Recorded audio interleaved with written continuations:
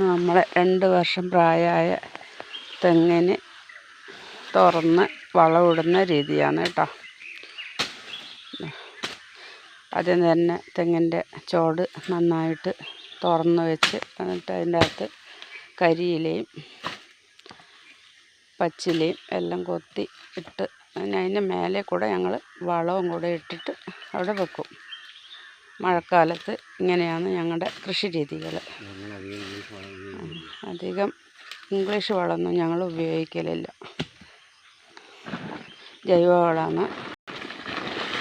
പിന്നെ ഉമ്മായൊക്കെ കിട്ടുമ്പോൾ അതും ഇടും.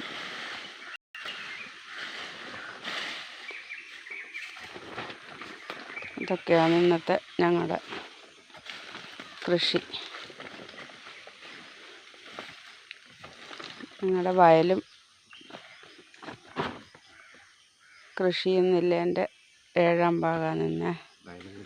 വയലും കൃഷി, പറമ്പും കൃഷി, എന്നാൽ വീടും കൃഷി. എത്രയാണ്